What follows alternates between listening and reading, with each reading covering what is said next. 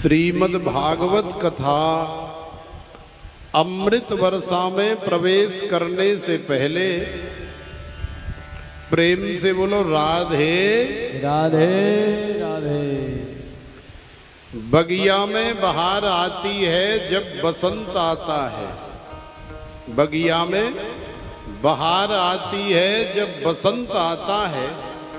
और मानव जीवन में बहार आती है जब हमारे जीवन में कोई संत आता है। जीवन में कोई संत आता है। क्यों? इसका मुख्य कारण ये है कि जब तक हमारे जीवन में कोई संत नहीं आता तब तक हमारे जीवन में भगवान की कथा नहीं आती। और जब तक जीवन में भगवान की कथा नहीं आएगी तब तक जीवन में भगवान का अनुभव भी होने वाला नहीं है। तो प्रेम से बोलो राधे राधे राधे। महापुरुष कहते हैं कि संसार में अमीर वो नहीं होते जिनके सिर हीरों से जड़े होते हैं। अमीर वो नहीं होते जिनके सिर हीरों से जड़े होते हैं। अमीर वो होते हैं जो मेरे गोविंद के चरणों में पड़े होते हैं। जो मेरे गोविंद के चरणों में पड़े होते हैं। अब ताली बजाने में भी पैसा लगते हैं क्या तुम्हारे? श्री राम। या ये भी हमें बताना पड़ेगा कि भाई ताली बजाओ? अरे कुछ चीजें अपने आप भी डिसाइड कर लिया करो। क्योंकि ताली बजाने से हमें ये अनुभव होता है कि तुम ठीक ठीक सुन रहे हो। तुम जीती जागती चेतन मूर्ति हो। अन्यथा हमें ऐसा लगता है जैसे ये तो पत्थर बन के बैठे, कुछ भी कहे जाओ इनके ऊपर तो किसी प्रकार का कोई फर्क पड़ ही नहीं रहा है। क्योंकि यदि फर्क पड़ेगा तो फिर तुम्हारे अंदर से कुछ न कुछ रिएक्शन देखने को मिलेगा। और जब रिएक्शन नहीं आ रहा है तो हमें प्रतीत होता है कि हम तो वैसे ही 4-4 घंटा बड़बड़ा रहे हैं, इनको कोई फर्क नहीं पड़ रहा है। तो जहां ताली बजाने की आवश्यकता है वहां ताली बजाओ। जहां मुस्कुराने की आवश्यकता है वहां मुस्कुराओ। जहां हंसने की आवश्यकता है वहां खूब हा हा हा हा करके हंसो। और जहां एकदम गंभीर होने की आवश्यकता है, एकदम सीरियस होने की आवश्यकता है, वहां सीरियस हो जाओ। यही तो जीवन है। एक डंडे से सबको नहीं हाँकना चाहिए। माने सदा सर्वदा एक जैसा नहीं होना चाहिए। जीवन परिवर्तनशील है, संसार परिवर्तनशील है, उसी का आनंद है।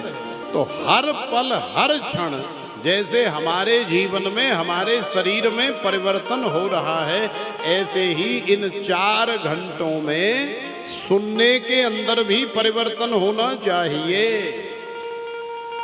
तो प्रेम से बोलो राधे राधे। तो देखो कल हम लोगों ने भगवान की कथा के माध्यम से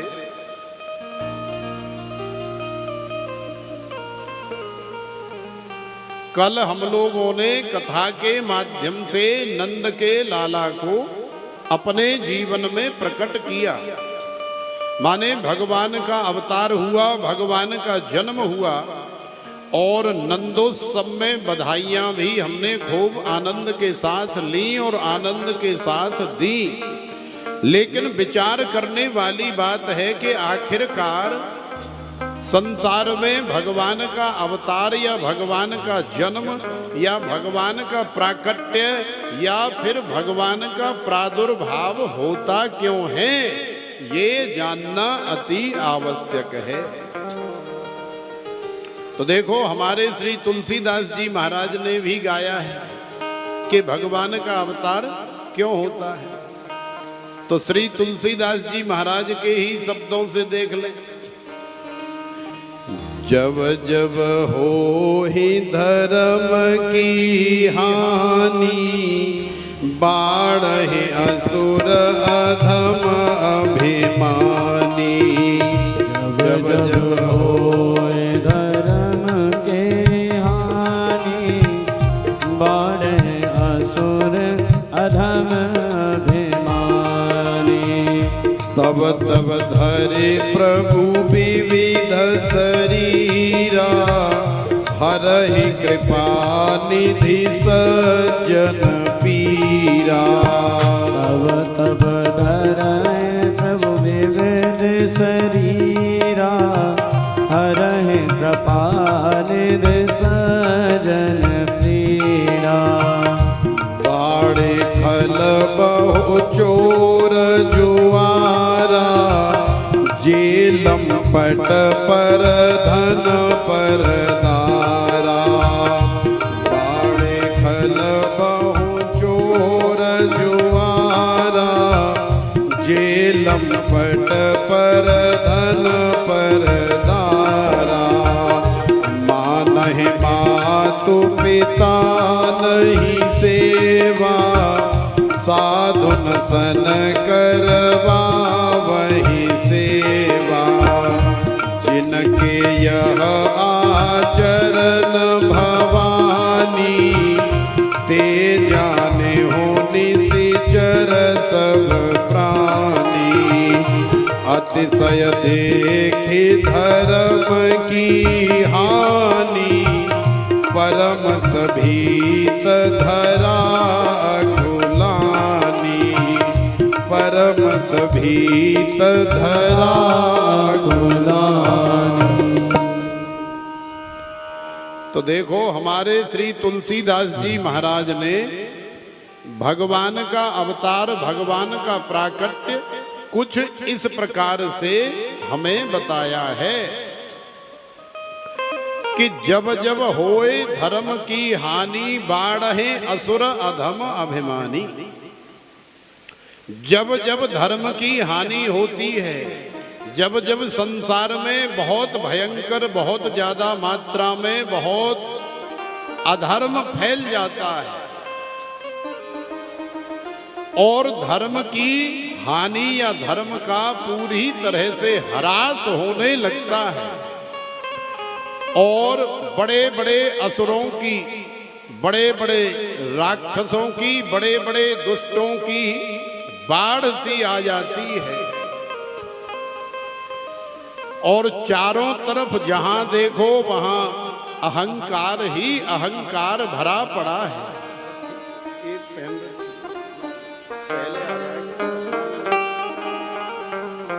जोरदार ताली बजाएं, देखते रहते हैं मुंह की तरफ। वाह। तो चारों तरफ जब भयंकर अहंकार ही अहंकार दिखाई देता है, तब तब धरे प्रभु विविध शरीरा। तो फिर भगवान भी अनेकों प्रकार के शरीर धारण करके संसार में अपने भक्तों की रक्षा करने के लिए प्रकट होते हैं। कभी नंद के लाला के रूप में प्रकट होते हैं, तो कभी श्री राम जी के रूप में प्रकट होते हैं और कभी वाराह भगवान के रूप में प्रकट होते हैं, कभी नरसिंह भगवान के रूप में प्रकट होते हैं और कभी कपिल भगवान के रूप में प्रकट होते हैं। तो भगवान के अवतार भी असंख्य समय समय पर होते ही रहते हैं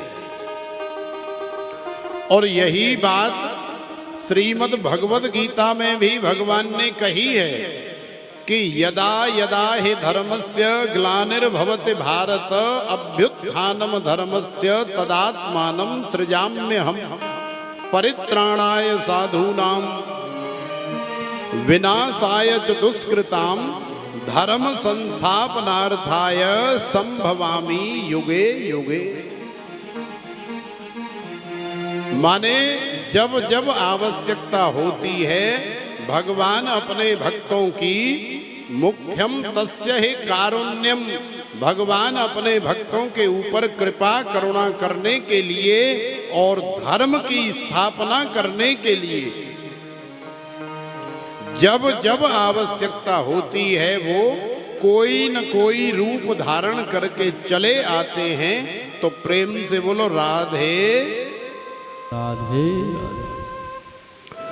और भी भगवान के आने के अनेकों प्रयोजन हैं, लेकिन सबसे बड़ा प्रयोजन यही है कि वास्तव में भगवान अपने भक्तों के साथ आनंद लेने के लिए और अपने भक्तों को आनंद देने के लिए ही संसार में आते हैं। अन्यथा भगवान चाहे तो संसार में उत्पन्न होने वाले राक्षसों को भगवान जहां रहते हैं अपने संकल्प मात्र से ही समाप्त कर सकते हैं, नष्ट ध्वस्त कर सकते हैं। लेकिन नहीं, भगवान यहाँ आकर के अपने भक्तों को आनंद प्रदान करते हैं। और कोई राक्षस बीच में आ जाता है तो भगवान उसका भी कल्याण करते हैं, उसका भी उद्धार करते हैं। तो भगवान का प्राकट्य, भगवान का अवतार हमारे जीवन में हो गया, ठीक है, चल सही है। क्यों हमारे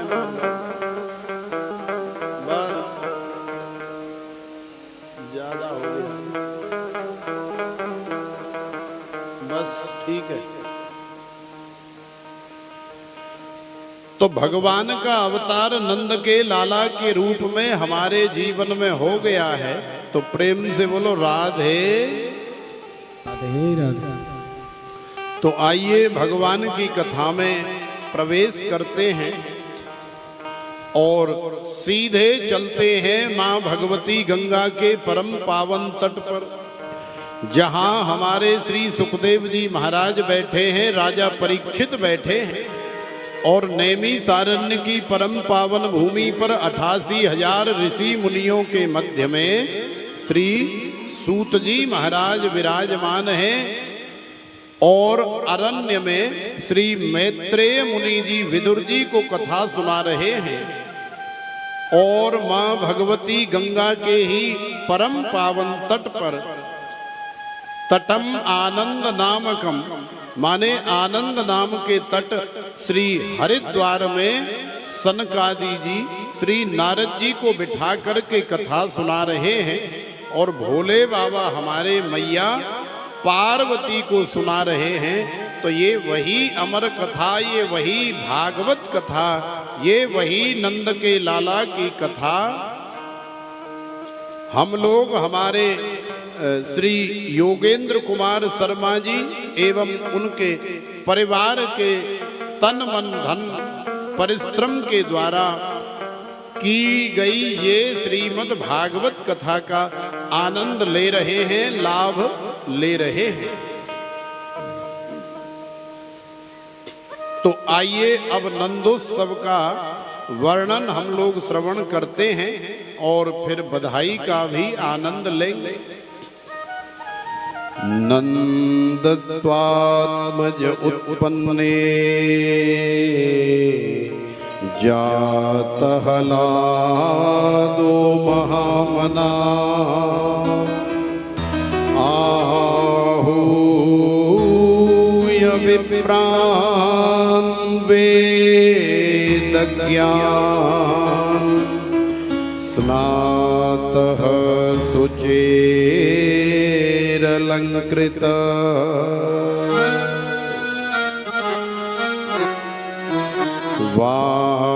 वाचयित्वा स्वस्त्ययनं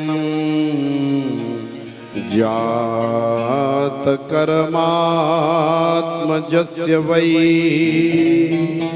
कारयामास विधिव पितृदेवार्चनं तथा। धेनूनां नियुते प्रादा विप्रेभ्य समलंकृते तिलाद्रीन सप्तरत्नौ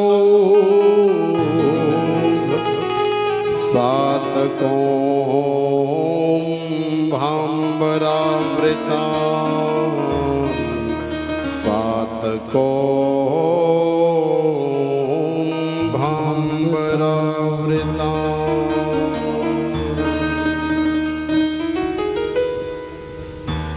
तो नंदस्त्वात्मज उत्पन्ने जातः लादो महामना आहूय विप्रान वेद ज्ञान स्नातः सुचिर अलंकृत। माने नंद बाबा के यहाँ आज नंद बाबा का अपना आत्मज ही प्रकट हो गया है। नंद बाबा के यहाँ कोई छोरा छोरी प्रकट नहीं हुआ है, संसार का कोई लाला लाली प्रकट नहीं हुआ है, अपितु सतचित आनंद माने सच्चिदानंद घन आनंद ही नंद बाबा के यहाँ प्रकट हो गया है। तो प्रेम से बोलो राधे राधे। देखो कितने वर्ष व्यतीत हो गए नंद बाबा और मैया यशोदा के विवाह को, लेकिन जब तक कन्हैया घर में नहीं आए, माने आनंद जब तक जीवन में नहीं आया, नंद घर आनंद भयो जय कन्हैया लाल की। हाथी दीने घोड़ा दीने और दीनी पाल की। और ज्वानन को लड्डू पेड़ा बूढ़े न को लापसी। नंद घर आनंद भयो जय कन्हैया लाल की। हाँ ऐसे बजाएगा। तो देखो नंद के घर में आज आनंद हो गया है। जब आनंद नहीं था तो भले ही नंद बाबा ब्रज के राजा हैं और मैया यशोदा रानी हैं, नंद बाबा के यहाँ किसी प्रकार की कोई कमी नहीं है, सब कुछ है, लेकिन फिर भी मन में और अंदर एक कसक तो है कि आनंद नहीं है। सब कुछ होते हुए भी घर में यदि संतान नहीं है तो फिर एक कसक तो हमेशा बनी ही रहती है। जब भी नंद बाबा से कोई पूछ लेता है कहीं नातेदारी रिश्तेदारी या कहीं ब्याह बारात में या कहीं चले जाएं या गैल चलते हुए कोई पूछ ले, अरे बाबा और क्या हाल चाल है, तो नंद बाबा कहते हैं भैया बहुत बढ़िया हाल चाल है, सब कुछ आनंद है, सब कुछ अच्छा चल रहा है। अच्छा बाबा अब तो तुम्हारे कई बालक है गए होंगे, अब तो बालक बड़े बड़े है गए होंगे, अब तो बालक बड़े पढ़े लिखे है गए होंगे। तो जब भी बालकों का नाम आता है नंद बाबा की आंखें झुक जाती हैं, नम हो जाती हैं, सिर भी झुक जाता है और नंद बाबा का जो विशाल मन है वो भी छोटा हो जाता है। लेकिन आज जब जीवन में आनंद आ गया तो नंद बाबा का बहुत विशाल मन हो गया। नंद बाबा के हृदय में आज इतना आह्लाद है, आज इतनी प्रसन्नता है। सच मानो जब भी व्यक्ति प्रसन्न होता है, जब भी उसका हृदय विशाल होता है, वो तभी लुटाता है। तो आज नंद बाबा ने अपने सारे भवन खोल दिए, सारे द्वार खोल दिए। अरे आ जाओ भैया ब्रजवासी, आ जाओ ग्वालवाल, अरे लाला आ जाओ, अरे बहना आ जाओ, और जिसको जो चाहिए वो ले जाओ। आज किसी प्रकार की कोई रोक टोक है ही नहीं। क्यों? क्योंकि आज बाबा का मन जो है इतना विशाल हो गया है। याद रखो लुटाने से कभी कम नहीं होता है। और घर में यदि लाला लाली आ जाए, उसके आने की प्रसन्नता में यदि हम कहीं भंडारा करें, गौ सेवा करें, संत सेवा करें या दावत इत्यादि करके ग्राम नगर को जिमाएं, तो इससे बड़ा लाभ पुण्य और कोई नहीं होता है, क्योंकि इसे हमारे शास्त्रों में अक्षय लाभ की संज्ञा दी गई है। अक्षय माने जिसका कभी क्षय नहीं होता है। तो याद रखें माता बहन भाई बंधु कि जब भी घर में कोई संतान हो, वो चाहे लाला हो चाहे लाली हो। आजकल तो लाली हो जाए तो किसी को पूछो, अरे बहना क्या हुआ है, लाली भैया, तो मुंह से आवाज ही नहीं निकलती है कि लाली भैया। और यदि लाला हो जाए तो फिर देखो उसके हाव भाव देखो, फिर तो ऐसे बोलेगी, हाँ बहना लाला भया है, फिर तो ऐसे बोलेगी जैसे हम बहरे सुनते नहीं है। तो ये जो हमारी सोच है, इसे बदलने का समय है। आजकल लाला लालियों में कोई बहुत फर्क नहीं है, और आपकी सेवा का, आपकी इज्जत का जितना ध्यान लाली रखती है, हम मानते हैं कि लाला कभी नहीं रखता। लाला बड़ा हो जाए और माता कहे, अरे लाला एक गिलास पानी लियो, तो लाला ये कह करके घर से बाहर चला जाता है मम्मी अपने आप ले ले, तो पे उठो ना जा रहा हूँ, यार दोस्त इंतजार कर रहे हैं, मैं जा रहा हूँ। तो लाला कभी गिलास पानी का ला के नहीं देता, तुम्हें भोजन ला करके नहीं देता, तुम्हारा ध्यान नहीं रखता है। लेकिन यदि लाली से कह दिया ना, बेटी एक गिलास पानी लेकर के आना, तो पानी तो लाएगी, साथ में पूछेगी कि मैया भोजन भी ले आऊं क्या। तो बेटियां जितनी सेवा करती हैं माता पिता की, वो चाहे विवाह से पहले हो और चाहे विवाह के बाद हो, वो हमेशा अपने माता पिता का ध्यान रखती हैं। और केवल सेवा ही नहीं, तुम्हारा लाला तो कहीं भी किसी चौराहे पे जा करके कुछ भी करेगा, माने तुम्हारी इज्जत की धज्जियां उड़ाएगा। ये किसका बालक है रे, अरे ये उसका है, ये अमुक का है, माने तुम्हारे नाम को बदनाम करने में किसी प्रकार की कोई कसर नहीं छोड़ेगा। लेकिन बेटी हमेशा याद रखती है कि मैं अपने माता पिता की, मैं अपने परिवार की बहुत बड़ी इज्जत हूँ, तो मुझे किस प्रकार से घर में रहना है, किस प्रकार से गली मोहल्ले में रहना है, किस प्रकार से विद्यालय में रहना है, किस प्रकार से समाज में रहना है, माने हर क्षण हर पल तुम्हारी इज्जत का वो कांटा उसके दिमाग में हमेशा घूमता ही रहता है। कहीं मेरी वजह से मेरे माता पिता के ऊपर किसी प्रकार का कोई कलंक न लग जाए, कोई दाग न लग जाए। लेकिन बेटा ऐसा कभी नहीं सोचते। इसलिए याद रखो माताओं कि बेटी हो तो भगवान की कृपा है, और बेटा हो तो भी भगवान की कृपा है। हम ऐसा नहीं कह रहे कि केवल बेटियां ही बेटियां हों। अब जो भगवान हमें प्रसाद रूप में दे दें, उसी को हमें सहर्ष स्वीकार करना चाहिए। बेटा और बेटी में किसी प्रकार का कोई फर्क नहीं समझना चाहिए, अपितु बेटी हो तो और ज्यादा प्रसन्न होना चाहिए।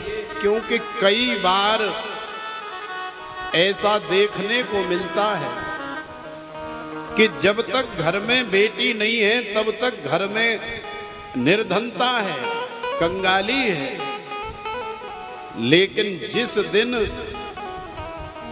बेटी भाग्य लेकर के आ गई, जिस दिन लक्ष्मी देवी का प्राकट्य हमारे घर में, हमारे जीवन में हो गया, उसके बाद हमारे जीवन में, हमारे घर में दिन दूना रात चौगुनी ऐसी तरक्की होती है, ऐसा इनकम का सोर्स बन जाता है कि फिर तुम चाहे खर्च करते करते मर जाओगे, लेकिन कभी जीवन में किसी प्रकार का कोई टोटा नहीं पड़ता है। तो आज नंद बाबा भी दिल खोल करके लुटा रहे हैं और सारे ब्रजवासी, सारी ब्रजांगनाएं, सारे ग्वाल बाल लूट लूट करके थक गए, ले जा करके थक गए, लेकिन नंद बाबा का खजाना खाली नहीं हुआ। तो नंद भवन में बड़ी धूम मची है, नंद भवन में बड़ा आनंद है। तो आइए हम भी नंद बाबा के यहाँ एक बधाई दे आए और फिर आगे की कथा में प्रवेश करेंगे। नंद बाबा के ढिंग जाऊंगी।